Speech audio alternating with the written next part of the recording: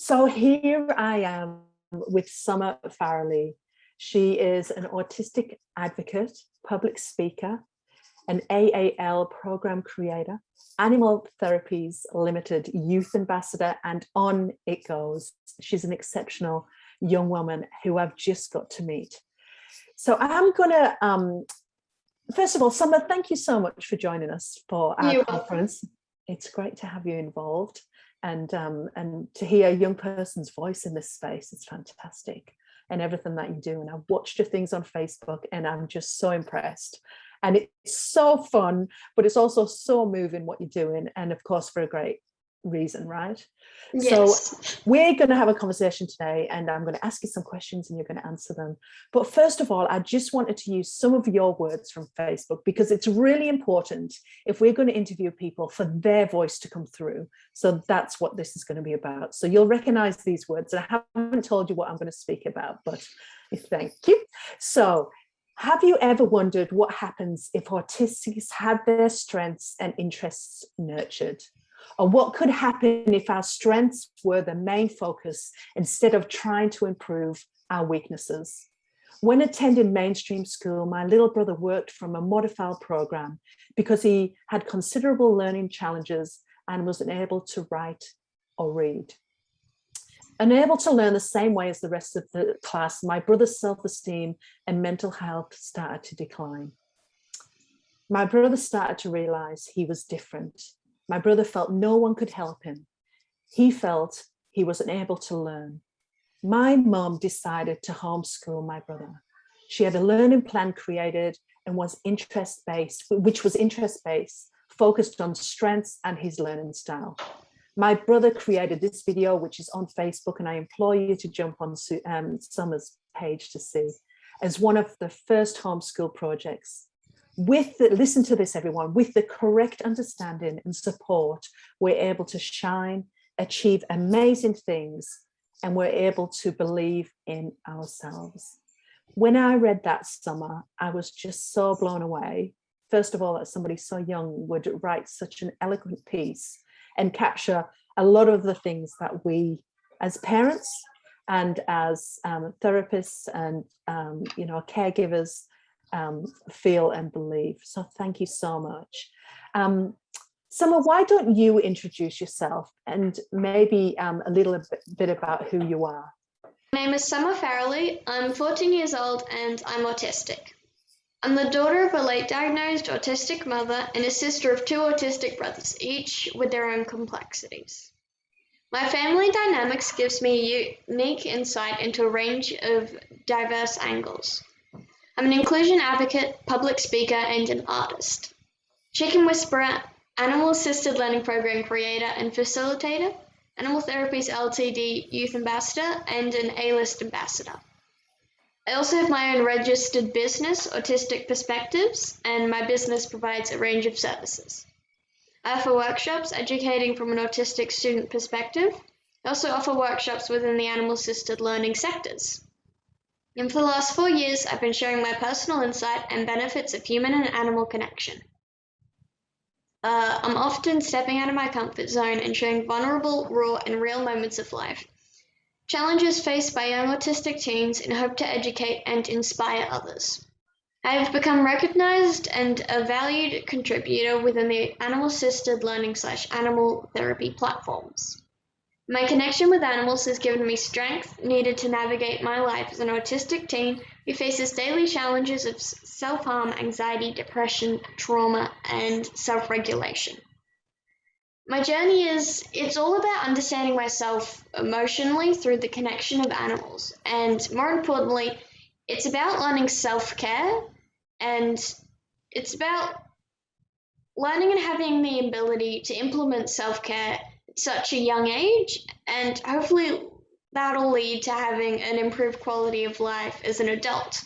Because I meet so many adults who tell me about how they wish they did so many things at my age. And I've sort of come to the realization, I should do those things so I don't end up in a point where I wish I did them.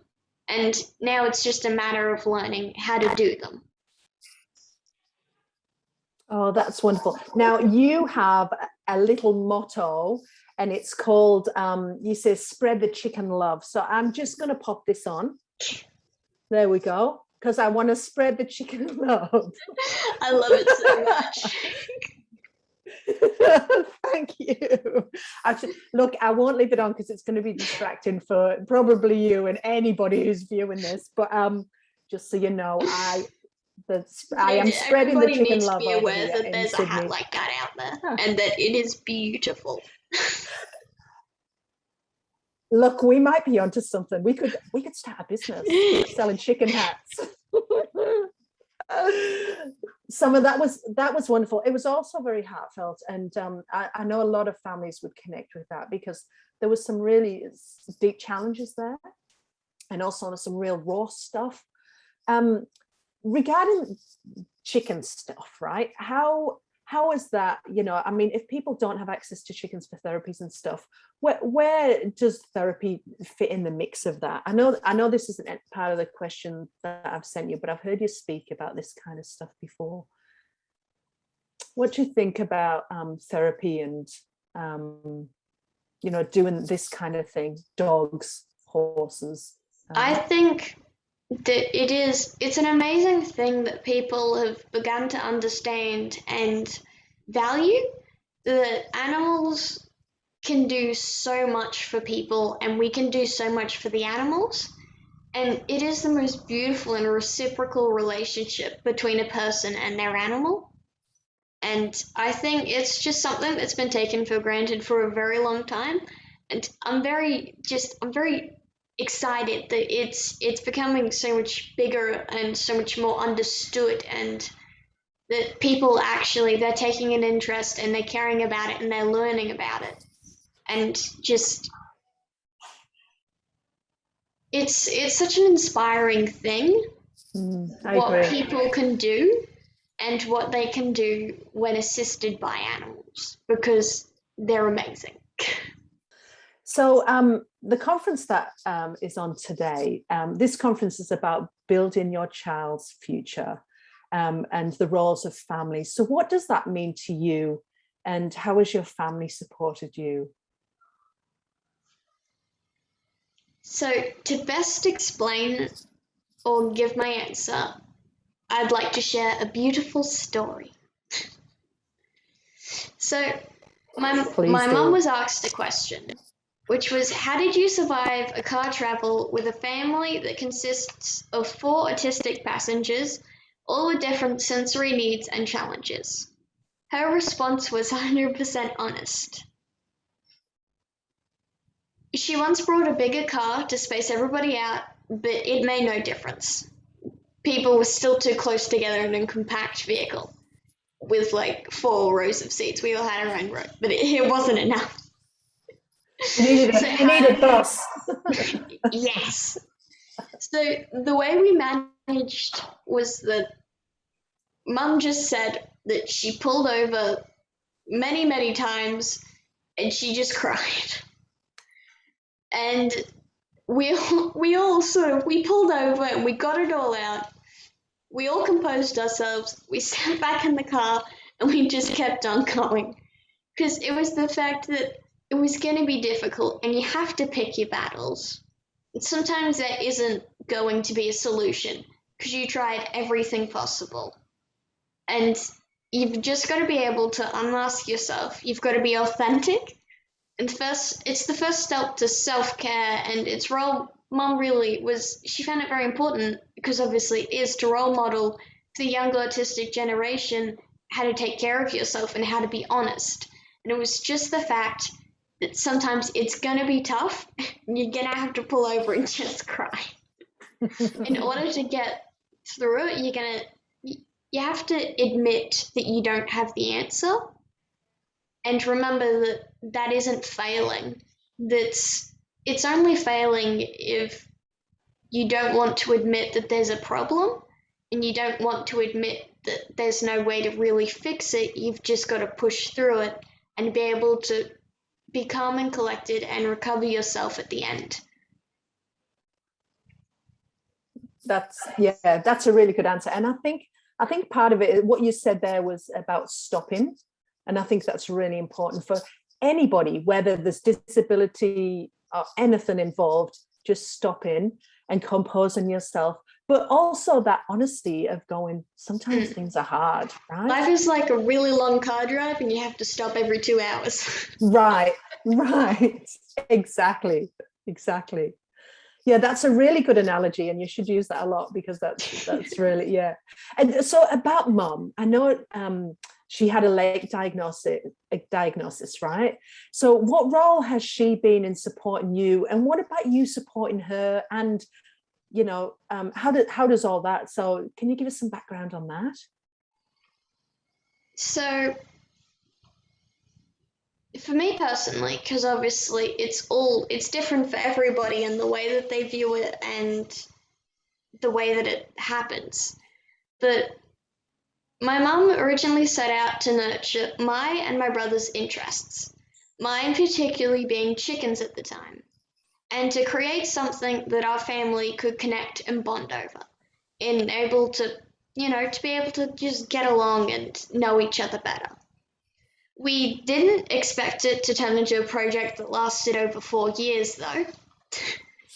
And we didn't expect the outcome we got, because it helped us come together in such an unimaginable way.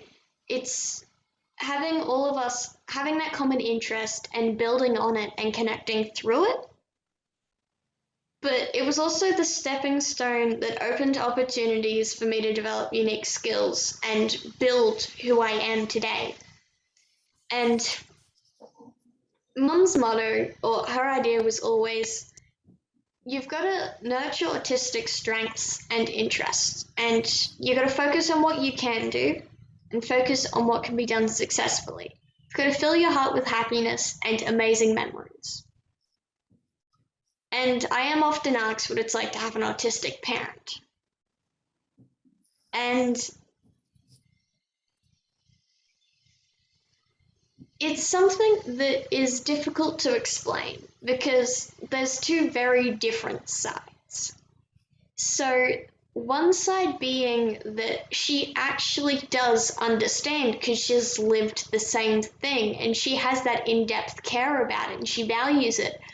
But also she's still struggling through her own problems and her own sensory needs, and being able to support 3 children with the same difficulties is very difficult. And it's like it's amazing to have someone who understands, but sometimes it is so difficult to have someone who can't help because they don't know how, because they're still trying to work that out for themselves. But it comes back into the idea that as a family with the same problems, we can work together and we can actually get through that problem together. And through that, you build a better bond and you have more understanding and trust for each other. And it's that team thing, isn't it? It's like knowing... as cheesy as it sounds. Well, as cheesy as it sounds, right? It's like, everybody who is on, I don't know, a netball court or a football field, everybody's got their stuff and everybody reacts to something differently. And, it's similar to that, isn't it? I recently heard a dad and he was talking about how for his child, he had these ideas of what he wanted for his child and the things that they were going to do together. And his child's interests were not his dad's interests. So he was trying to fit his child into this mold. And as soon as he switched his mind onto what his child was interested in, it was like their relationship and their togetherness and their bond just increased. And it's that point of, if you want a relationship, you have to meet halfway with interests. And if you don't have a common one, you can still build one. You've just got to, find something new, or put an effort into knowing about things they care about, and they'll put an effort to know about things you care about. Yeah, 100%. And what about your 2 brothers? I know this is something that you were going to speak to today. Where do they fit in the mix? So there's mum autistic, brother number 1 autistic, brother number 2 autistic, some are autistic. how does that all I mean, you just explained a little bit about the car ride, but what do you want to say about that, and the bond and connection, I suppose, of all of that stuff mixed in? It can be very chaotic. I can imagine. I mean, having brothers, right, is chaotic. I've got one, chaotic. Add a few other mixes in there, and yeah. So my two brothers, they do amaze me, and they've got huge caring hearts, and they see the good in everyone, and sometimes it is in people who truly do not deserve it. But they have big dreams, and they're determined to make them reality. They know where they want to go, and it's about supporting them to get there. And in our household, it's something to view the fact that when you go somewhere else, so many of the skills that people take for granted that they just sort of know how to do are such a struggle and effort to work out what they are and how to do them in our house. And it's coming to the fact that our house, though, it's also a safe space because everybody is autistic and we all have that understanding of each other and each other's needs. And there's no weird or anything because it's normalized in our house. It's normal. It's the regular. And when you go out, it can be difficult because you're so used to everybody being autistic that it isn't the same when you leave the house because not everybody is autistic. And so many people can just be very, very mean and harsh sometimes about it. I refer to them as mean beans. With the correct understanding and support, we're able to shine, achieve amazing things, and we're able to believe in ourselves. And I think that's what today's about. Don't believe the mean beans. And don't believe the mean beans. Absolutely. Summer, what an impressive woman you are. Thank you so much for who you are, all you do, and being a really proud, amazing autistic voice in our country. You're welcome.